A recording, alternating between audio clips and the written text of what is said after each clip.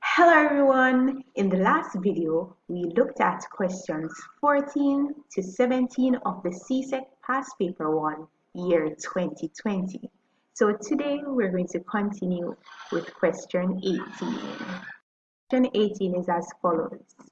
At the end of any year, a car is worth 5% less than what it was worth at the beginning of the year.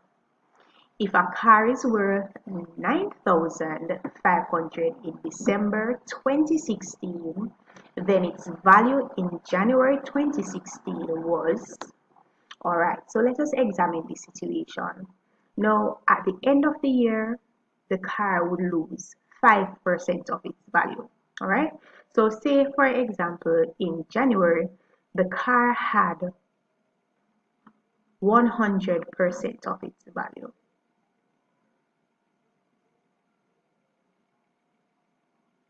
All right, now we don't know what this value was. All right, so I'm going to call this x because we have no clue as to what the value is. In addition, we were told that at the end of the year it would have lost 5% of its value.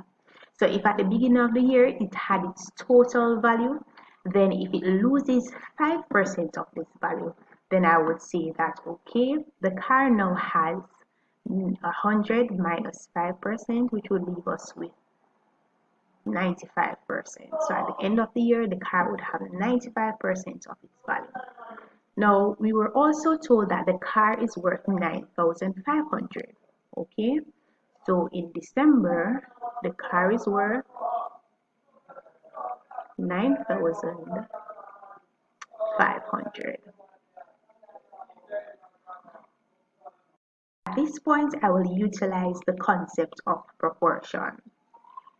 With that said, I will utilize what I call the cross multiplication. I'm not sure if you're familiar with it, but what I will do, I will multiply my 100% times 9,500, so that is 100%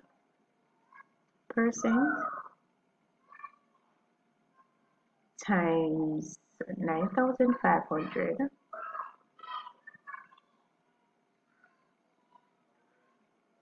and that is equal to, I will multiply the x by 95%.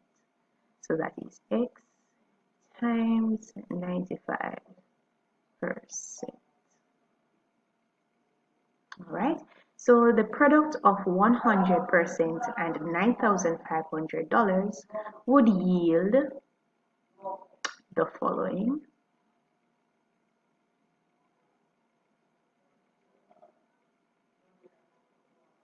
Right, $950,000, and x times 95% would definitely yield 95% times x. All right, so to solve for x, I will divide both sides by 95. All right, so I have a common factor in the numerator and the denominator, so I can get one set of 95 out of 95 and one set out of 95. All right, so on the right hand side I'm left with x. On the left hand side I can get one set of 95 out of 95, sorry. All right, and I can get approximately 10,000 set of 95 from 950,000. So therefore I can say that x is equal to $10,000. Okay, so it simply means that the value in January 2016 was $10,000, and so my answer is C. All right, I hope you understood that concept. Now let us move on to question 19. Now question 19, just write 19 there. A television set costs $350 cash when bought on a hire purchase A deposit of $35 is required, followed by 12 monthly payments of $30 each. How much is saved by paying cash? Now, the first thing that we need to do is to recall the formula for finding hire purchase. So the formula for hire purchase is equal to a small deposit and the balance will be paid in monthly installments. So that is what it means. So instead of having to pay cash, you pay a small deposit or you pay a deposit and the balance is paid as monthly installments. So let's go back to the question. So the television set costs $350 cash, alright? So if you have the money upfront, you can pay $350. However, if you don't, you can purchase it on hire purchase for using a deposit of $35. Alright, so I'm just going to substitute my $35. Okay, followed by 12 monthly payments of $30 each. Alright, so it simply means now that I have 12 months to pay the balance, and each month I will pay $30 if I'm supposed to purchase this item on hire purchase. Alright, okay, so it would be $35 plus 12 times 30 is $360. Alright, so the sum of these two would simply be $395.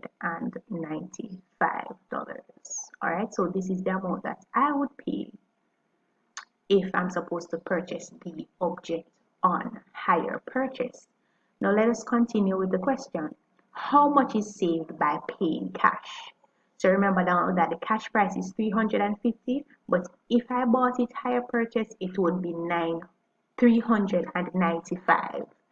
So therefore, the amount of money paid would be the hire purchase price, which is $395.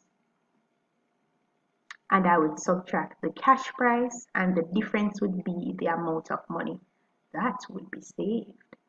Alright, so 0 minus 5 is 5, 5 minus 9 is 4. Alright, so 3 minus 3 is 0. So what does this mean? It simply means that by purchasing this item cash, I would have saved $45. So therefore my answer is D. Now let us look at question 20. Question 20 is rather interesting. A man's regular pay is $3 per hour for up to 40 hours. Alright, so for up to 40 hours, he will be paid $3 per hour. Overtime is twice the payment for regular time. Alright, so what this is basically saying, it is saying that the $3 per hour will be doubled for overtime. If he was paid $216, how many hours of overtime did he work? Alright, now the first thing that we need to do is to calculate the amount of money that he would have received for regular time. Now, if he had worked 40 hours at $3, then it would simply mean that 3 times 40 would be 120. So it simply means that the amount of money that he would have worked for the 40 hours is equal to 120.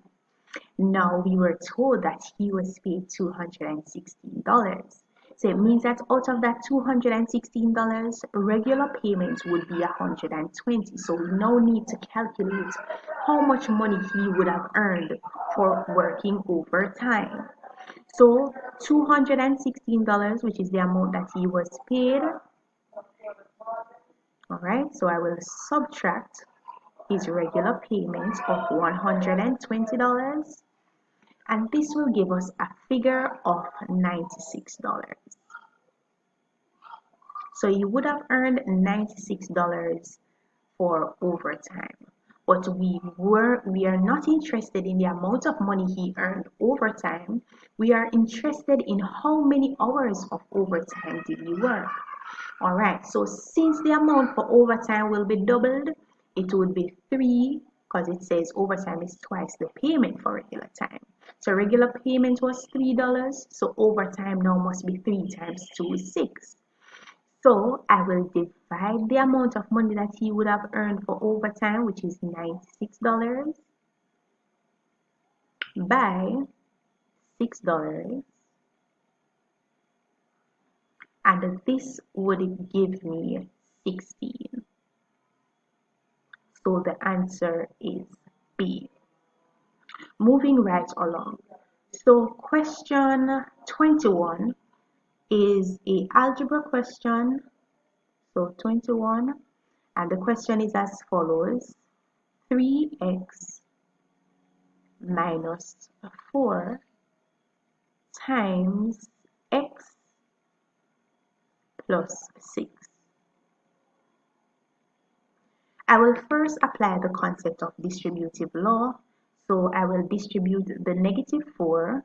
So it would be negative 4 times x, which would give me negative 4x.